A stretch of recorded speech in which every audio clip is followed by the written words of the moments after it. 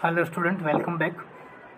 तो यूनिट 4 के अंदर जब हम बायोमोलिक्यूल्स के बारे में पढ़ रहे थे तो उसमें हमने जो बायोमोलिक्यूल्स अभी तक हमने समझे वो थे, पहला था कार्बोहाइड्रेट, ठीक है, फिर था लिपिड, सेकंड, थर्ड था जो है वो था हमारा प्रोटीन। तो प्रोटीन पिछले लेक्चर में हमने प्रोटीन का जो पार्ट था वो कंप्लीट किया था। अब हम आज जो बायोमोलिक्यूल्स पढ़ेंगे वो है हमारा न्यूक्लिक एसिड, ठीक है। न्यूक्लिक एसिड जो है वो एज अ बायोमोलिक्यूल कैसे काम करता है उसके बारे में हम पढ़ेंगे, ठीक। तो स्टार्ट करते हैं। आज हम जो पढ़ेंगे वो होगा introduction part of nucleic acid. देखिए, न्यूक्लिक एसिड की जो हिस्ट्री है वो 1869 से स्टार्ट होती है। तो वहाँ पे एक साइंटिस्ट आते थे जिसका नाम था फ्रेडरिक मिजनर। उन्होंने आइसोलेट किया था सबसे पहले nucleic acid, isolated intact nuclei from cell analysing chemical content, ठीक है। उन्होंने आइसोलेशन किया था न्यूक्लिक एसिड का सेल में से, और उन्होंने एनालाइज किया उसके अंदर जो कौन कौन से केमिकल है, कौन कौन से एटम है, उसको उन्होंने समझा। फिर extracted substrate rich in phosphorus and nitrogen, जो उन्होंने जो सेल में से जो एक्सट्रैक्ट किया न्यूक्लिक एसिड, उनमें उन्होंने क्या पाया कि उसमें भरपूर मात्रा में फॉस्फोरस था और नाइट्रोजन था। ये दोनों मॉलिक्यूल जो है, दोनों एटम्स वो वहाँ पे भरपूर मात्रा में थे, which was known as a nucleic acid. फिर उन्होंने उसको न्यूक्लिक एसिड नाम दिया। फिर 1944 में एवरी मैकलियड और मैकार्टी, ये तीनों साइंटिस्ट ने एक एक्सपेरिमेंट किया और क्या किया, express it as DNA found as a genetic material. उन्होंने एक्सपेरिमेंट किया और उसको जब उसको उन्होंने by using bacterial DNA to transform genetic material of other bacteria, उन्होंने जो है वो जेनेटिक मटेरियल को ट्रांसफॉर्म किया एक में से दूसरे में। तो उन्होंने पाया कि ये जो डीएनए है वो एक जनरेशन में से दूसरे जनरेशन में ट्रांसफॉर्म हो रहा है, तो इसलिए इसको बोलेंगे जेनेटिक मटेरियल। सो उन्होंने नाम दिया DNA as a genetic material, ठीक है। तो जो ट्रांसफॉर्म का काम कर रहे थे एक जनरेशन में से दूसरे जनरेशन में जो जाता है वो है डीएनए। डीएनए का फंक्शन क्या है न्यूक्लिक एसिड का? तो DNA is a chemical basis of heredity. जो वंश परंपरागत जो एक जनरेशन में से दूसरे जनरेशन में जाता है वो एक डीएनए है। Reserve bank of genetic information, ये जो डीएनए है वो as a reserve bank of genetic information का काम करते हैं, ठीक है। तो सेकंड जो है वो reserve bank of genetic information, जो डीएनए है या न्यूक्लिक एसिड है वो एज अ रिजर्व बैंक का काम करते हैं, उसके अंदर स्टोर रहती है इंफॉर्मेशन, जेनेटिक इंफॉर्मेशन। फिर थर्ड है responsible for maintaining the identity of different species of organism over millions of year. बहुत सारे जो ऑर्गेनिज्म है उसमें से एक ऑर्गेनिज्म की आइडेंटिटी करनी है, तो वहाँ पे जो है वो सबसे पहले उसको जो डीएनए है या उसका जो न्यूक्लिक एसिड मटेरियल है उसको चेक करते हैं। फिर फोर्थ है cellular function is under the control of DNA. जितने भी सेल के अंदर जो भी फंक्शन होते हैं सेल के, वो कंट्रोल किसके द्वारा होते हैं? डीएनए के द्वारा। द बेसिक इंफॉर्मेशन पाथवे, ये एक बेसिक इंफॉर्मेशन पाथवे भी होता है। फिर DNA direct synthesis of RNA which in turn direct protein synthesis. जब डीएनए में से आरएनए बनता है एमआरएनए तो उसको हम ट्रांसक्रिप्शन बोलते हैं, और ट्रांसक्रिप्शन के बाद ट्रांसलेशन होता है, उससे प्रोटीन बनता है। तो उस पूरी मैकेनिज्म को हम बोलते हैं central dogma of life. Central dogma किसमें क्या बोलता है कि अगर ये जो डीएनए है सेल के अंदर, उसका सबसे पहले अगर एक दूसरे जनरेशन में से जब दूसरे जनरेशन में डीएनए जाता है तो वहाँ पे रेप्लिकेशन होगा, डीएनए टू डीएनए, यानी एक डीएनए में से दो डीएनए बनता है, उसको हम बोलेंगे डीएनए रेप्लिकेशन, ठीक है। डीएनए रेप्लिकेशन या न्यूक्लिक एसिड रेप्लिकेशन, उसमें एक डीएनए में से दो डीएनए बनते हैं। तो उस वहाँ पे जो एंजाइम होता है उसका नाम है डीएनए पॉलीमरेज। ये जो है डीएनए पॉलीमरेज वो वहाँ पे इन्वॉल्व होता है। फिर जब डीएनए में से मैसेंजर आरएनए बनता है एमआरएनए, तो उसको हम बोलते हैं ट्रांसक्रिप्शन। यहाँ पे देखिए डीएनए टू आरएनए, तो वहाँ पे जो एंजाइम होगा वो होगा RNA polymerase. RNA polymerase enzyme जो है वो डीएनए में से आरएनए में कन्वर्ट करता है एमआरएनए में। और फिर जो एमआरएनए है उसको फिर जो राइबोसोम जो है उसके ऊपर लेके जाते हैं और राइबोसोम के थ्रू वहाँ पे ट्रांसलेशन रिएक्शन होती है जिसमें आरएनए में से प्रोटीन बनता है। वहाँ पे कोड जो होते हैं 20 अमीनो एसिड के लिए कोड होते हैं, वो 20 अमीनो एसिड बनते हैं, फिर प्रोटीन का निर्माण होता है, पॉलीपेप्टाइड चेन बनती है। तो इसको हम बोलेंगे सेंट्रल डोग्मा ऑफ लाइफ। अब कंपोजिशन ऑफ न्यूक्लिक एसिड देखें तो न्यूक्लिक एसिड जो है वो किस तरह से बना होता है, किस तरह से, तो उसके अंदर कौन कौन से कंपोनेंट होते हैं। तो इसमें देखिए न्यूक्लिक एसिड पॉलीमर, ये एक पॉलीमर है, पॉलीन्यूक्लियोटाइड, और बहुत सारे न्यूक्लियोटाइड से बनता है इसलिए इसको बोलेंगे polynucleotide. Form from nucleotide monomer when the phosphate of one nucleotide bond to the sugar to next nucleotide. यहाँ पे जब न्यूक्लियोटाइड बहुत सारे न्यूक्लियोटाइड जुड़ते हैं तो वो वहाँ पे पॉलीन्यूक्लियोटाइड बनता है, उसको हम बोलेंगे DNA. Resulting repeating sugar phosphate backbone with producing nitrogenous base. तो इसके अंदर टोटल 3 कंपोनेंट होते हैं, एक होता है फॉस्फेट ग्रुप, शुगर और नाइट्रोजन बेस। ठीक है, तो ये तीनों से जो पूरा मोनोमर बनता है वो है न्यूक्लियोटाइड। ठीक है, आगे हम देखें अब कंपोनेंट ऑफ न्यूक्लिक एसिड। तो न्यूक्लिक एसिड के टोटल 3 कंपोनेंट है। ठीक है, जिसमें पहला है शुगर, पहले सब हम देखेंगे नाइट्रोजन बेस, फिर शुगर, और फिर लास्ट में हम देखेंगे फॉस्फेट ग्रुप। तो न्यूक्लिक एसिड है polymer of nucleotide. Nucleic acid जो है वो पॉलीमर होता है न्यूक्लियोटाइड्स का। अब न्यूक्लियोटाइड्स क्या होते हैं, तो न्यूक्लियोटाइड जो है वो नाइट्रोजन बेस और पेंटोज शुगर से बनता है, और उसके साथ जब फॉस्फेट ग्रुप बनता है, जुड़ता है, तो वहाँ पे वो न्यूक्लियोटाइड बोलते हैं उसको। They perform a wide variety of function in a living cells. ये जो न्यूक्लियोटाइड है या डीएनए है वो लिविंग सेल के अंदर अलग अलग फंक्शन करते हैं। They also include their role as a structural component of some coenzyme of beta complex vitamin, जैसे कि NAD+ है, FAD+ है, ये स्ट्रक्चरल काम करते हैं। ये सारे जो न्यूक्लिक एसिड है वो एक स्ट्रक्चरल कंपोनेंट या कोएंजाइम का काम करते हैं। फिर ये किस में इन्वॉल्व होते हैं, तो energy release reaction of cell. ठीक है, फिर in the control of metabolic reaction, ये मेटाबॉलिक रिएक्शन में भी कंट्रोल एज ए कंट्रोलर का काम करते हैं। यहाँ पे स्ट्रक्चर दिया है, स्ट्रक्चर ऑफ न्यूक्लियोटाइड। तो न्यूक्लियोटाइड जो है वो टोटल 3 कंपोनेंट्स बनता है। तो सबसे पहले ये न्यूक्लियोटाइड है तो न्यूक्लियोसाइड प्लस फॉस्फेट ग्रुप से बनता है। अब न्यूक्लियोसाइड क्या होता है, तो न्यूक्लियोसाइड जब शुगर जो है, शुगर मॉलिक्यूल, उसके साथ जब नाइट्रोजन बेस जुड़ते हैं, नाइट्रोजन बेस को न्यूक्लियो बेस भी बोलते हैं, तो नाइट्रोजन बेस प्लस शुगर जब जुड़ती है तब न्यूक्लियोसाइड बनता है, और न्यूक्लियोसाइड के साथ जब फॉस्फेट ग्रुप लिंक होता है तो वहाँ पे वो टोटल पूरा जो मोनोमर हो उसको हम बोलेंगे न्यूक्लियोटाइड। ठीक है, यहाँ पे तीनों कंपोनेंट दिए है, फॉस्फेट ग्रुप है, ये शुगर है और ये नाइट्रोजन बेस है। तो यहाँ पे हम आगे भी देखेंगे कि नाइट्रोजन बेस कितने टाइप्स के होते हैं, शुगर कितने टाइप्स के होते हैं, उसके बारे में हम पढ़ेंगे। तो यहाँ पे न्यूक्लियोटाइड देखो, न्यूक्लियोसाइड पहले बोला है, तो नाइट्रोजन बेस प्लस शुगर है। ठीक है, दोनों। और न्यूक्लियोटाइड कब बनेगा, तो न्यूक्लियोटाइड जब न्यूक्लियोसाइड के साथ फॉस्फेट ग्रुप लिंक होगा तो वहाँ पे न्यूक्लियोटाइड बनेगा। अब हम सबसे पहले इसका पहला कंपोनेंट है वो है नाइट्रोजनस बेस, यानी कि न्यूक्लियो बेस। ये क्या होता है, an organic molecule with nitrogen atom that has chemical property of base. इसके पास बेस की प्रॉपर्टी होती है और ये एक ऑर्गेनिक कंपाउंड होते हैं यार, और उसमें नाइट्रोजन एटम रहता है। तो nitrogenous base found in a nucleotide, उसमें ये जो है वो एरोमेटिक हेटेरोसाइक्लिक कंपाउंड होते हैं nitrogen base. Use in a construction of nucleotide, ये न्यूक्लियोटाइड बनाने में हेल्पफुल होते हैं।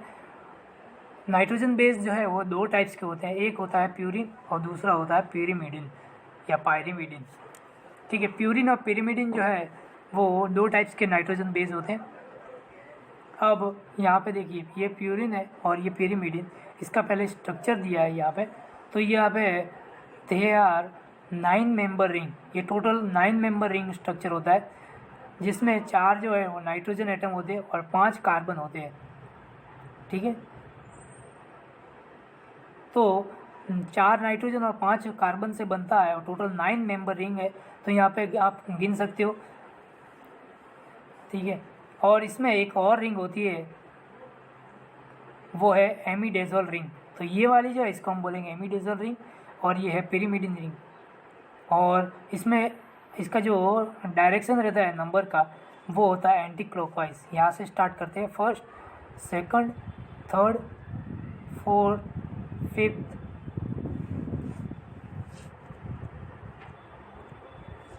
सिक्स, 7, 8 और 9, टोटल 9 मेंबर रिंग है। इस प्रकार से है उसको एंटी क्लॉकवाइज का नंबर दिया जाता है।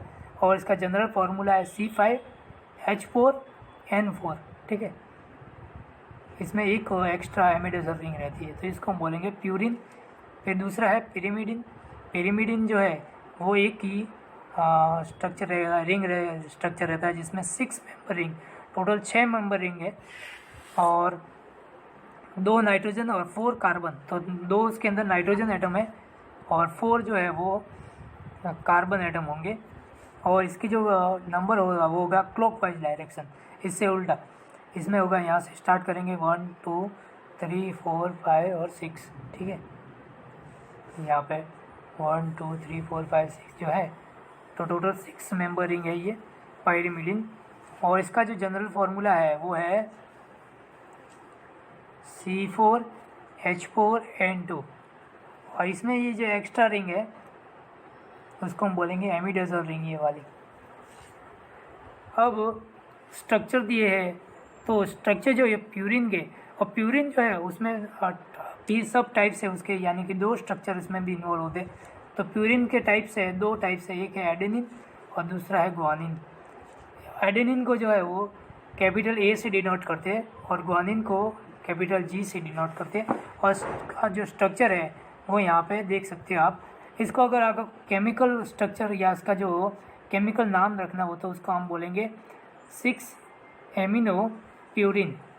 क्या नाम है? 6 एमिनो प्यूरिन, जिसमें देखिए यहाँ पे जो एमिनो ग्रुप है वो 6 नंबर पे है, इसलिए इसका नाम है 6 एमिनो प्यूरिन, क्योंकि ये प्यूरिन का मॉलिक्यूल है, इसलिए इसका नाम है 6 एमिनो प्यूरिन, 6 नंबर पे है इसलिए। ऐसे ही दूसरा है ग्वानिन। तो ग्वानिन में इसका जो केमिकल नाम है वो है 2 एमिनो। तो यहाँ पे देखिए 2 जो नंबर होगा वहाँ पे एमिनो ग्रुप है, और 6 नंबर पे होगा ऑक्सीजन ग्रुप, इसलिए इसका नाम है 2 एमिनो 6 ऑक्सी प्यूरिन।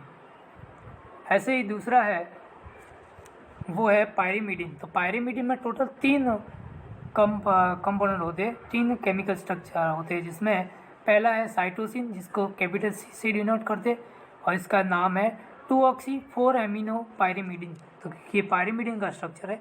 तो इसमें देखिए 2 सेकंड नंबर पे ऑक्सीजन, 4 नंबर पे एमिनो, और इसका जो नाम है स्ट्रक्चर है वो पिरिमिडिन का है, इसलिए इसको हम बोलेंगे 2-ऑक्सी 4 एमिनो प्यूरिमिडिन। इसका दूसरा नाम है साइटोसिन। ऐसे ही दूसरा है थायमिन, जिसको कैपिटल T से डिनोट करते हैं, इसका नाम है 2-ऑक्सी 2,4-डाईऑक्सी, क्योंकि इसके अंदर 2 ऑक्सीजन मॉलिक्यूल है, 2,4-डाईऑक्सी 5 मिथाइल, 5 नंबर पे मिथाइल ग्रुप है, और पायरिमिडिन। तो इसको दूसरा नाम है थायमिन, जिसको T से डिनोट करते हैं। और ये जो थायमिन है वो DNA में होता है। और थर्ड जो है पायरिमिडिन वो है यूरेसिल। यूरेसिल को कैपिटल U से डिनोट करते हैं, इसका नाम है 2,4-डाईऑक्सी पायरिमिडिन, ठीक है, 2,4-डाईऑक्सी पायरिमिडिन। अब ये यूरेसिल जो है वो RNA में पाया जाता है।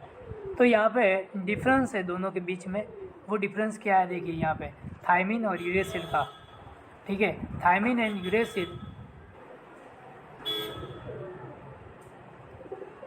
Uracil differ in structure by the presence of methyl group at 5th position. 5th position पे जो मिथाइल ग्रुप है उसका इनके बीच में जो है वो डिफरेंस रहता है।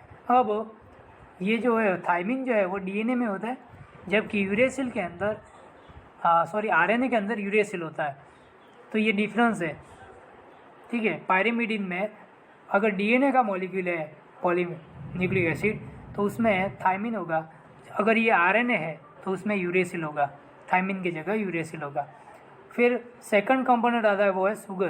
तो शुगर जो है वो एक फ्यूरान रिंग है, इसको हम फ्यूरान रिंग बोलते हैं, ठीक है।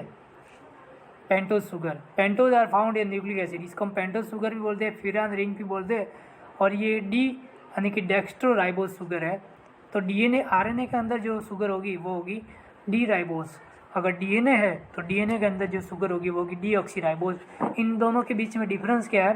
तो डिफरेंस यहाँ पे देखिए, ये जो है वो सेकंड नंबर की पोजीशन पे जो हाइड्रोजन एटम है वो, और यहाँ पे OH ग्रुप होगा। अगर आरएनए है तो वहाँ पे हाइड्रोक्सिल ग्रुप होगा और इसके अंदर सिर्फ हाइड्रोजन एटम रहेगा डीएनए के अंदर। इन बीच में जो डिफरेंस है वो सब इतना ही डिफरेंस है, ठीक है। तो ये पेंटोज शुगर है आरएनए और डीएनए में। दोनों में जो स्ट्रक्चर का डिफरेंस है वो सिर्फ ऑक्सीजन हाइड्रोजन ऑक्सीजन का ही डिफरेंस है। इसमें ऑक्सीजन है, इसमें ऑक्सीजन नहीं रहता। अब थर्ड है वो है phosphate group. A phosphate group is act as a linking chain between two sugar molecule। दो शुगर मॉलिक्यूल को जब बाइंड करना हो या शुगर को जोड़ना हो तो वहाँ पे फॉस्फेट ग्रुप जो है वो रहता है। तो यहाँ पे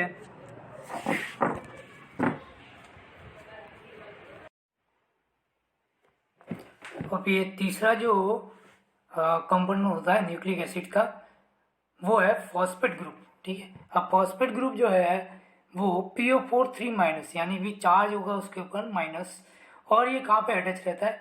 तो ये देखिए, ये 5 कार्बन रिंग जो है पेंटोज शुगर, उसमें इसका जो 5th नंबर का कार्बन है तो यहाँ से स्टार्ट होता है।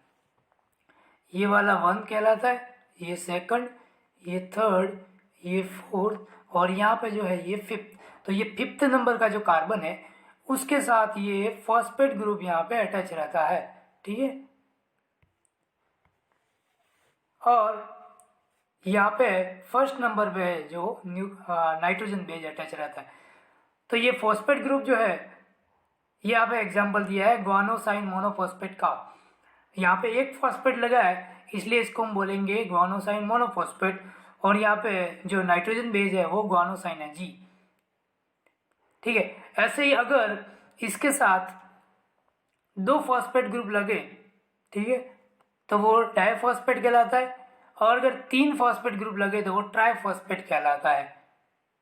तो यहाँ पे फॉस्फेट ग्रुप जो है तो उसमें न्यूक्लियोटाइड किसको बोलेंगे? तो single phosphate group is added to nucleoside. जब न्यूक्लियोसाइड के साथ एक ही फॉस्फेट ग्रुप जब लगता है तो वो बोलता है, उसको हम बोलेंगे न्यूक्लियोटाइड। और जब 2 लगेंगे तो वहाँ पे डाई न्यूक्लियोटाइड, और जब 3 लगेंगे फॉस्फेट तो उसको बोलेंगे ट्राई न्यूक्लियोटाइड। और यहाँ पे जो एग्जांपल दिया है AMP का, एडिनोसाइन मोनोफॉस्फेट, तो उसमें एडेनिन जो नाइट्रोजन बेस है उसके साथ पेंटोज शुगर होगी और एक फॉस्फेट ग्रुप होगा। तो ये एग्जांपल है एडिनोसाइन मोनोफॉस्फेट का। तो ये था आपका इंट्रोडक्शन पार्ट न्यूक्लिक एसिड का। न्यूक्लिक एसिड जिसके अंदर कौन कौन से नाइट्रोजन बेस, टोटल 3 कंपोनेंट होते हैं। इसमें 3 कंपोनेंट से जो बनता है वो है हमारा न्यूक्लिक एसिड या DNA और RNA, ठीक है। उसमें न्यूक्लियोसाइड के साथ जब फॉस्फेट ग्रुप अटैच होता है तो वो बोलते हैं, उसको हम बोलेंगे न्यूक्लियोटाइड, जिसमें नाइट्रोजन बेस होता है शुगर और फॉस्फेट ग्रुप। तो ये जो नाइट्रोजन बेस है वो 2 टाइप्स के होते हैं, प्यूरिन और pyrimidine। उसमें भी प्यूरिन 2 टाइप्स के होते हैं, एडेनिन ग्वानिन, और पायरिमिडिन 3 टाइप्स के, थाइमिन, साइटोसिन एंड यूरेसिन। जब यूरेसिल जो है वो RNA के अंदर होता है और थाइमिन जो है वो DNA के अंदर होता है। फिर शुगर जो है वो 2 टाइप्स की होती है, पेंटोज शुगर, उसका हम फ्यूरान रिंग भी बोलते हैं। फ्यूरान का मतलब होता है 5 कार्बन रिंग, और इसको पेंटोज शुगर बोलेंगे। ये 2 टाइप्स के, या इसके अंदर भी एक है डी राइबोज और दूसरी है डीऑक्सीराइबोज। तो डीऑक्सीराइबोज जो है DNA के अंदर होगी, जबकि RNA के अंदर R राइबोज या डी राइबोज होगी। फिर फॉस्फेट ग्रुप लास्ट में। तो फॉस्फेट ग्रुप जब न्यूक्लियोसाइड के साथ अटैच होगा तो 4 न्यूक्लियोटाइड कहलाएगा, ठीक है। तो ये था आपका introduction part of nucleic acid. आगे के लेक्चर में हम जो RNA है, DNA, उसके टाइप्स, ये जो न्यूक्लिक एसिड के 2 टाइप्स है RNA, DNA, उसके बारे में हम बात करेंगे।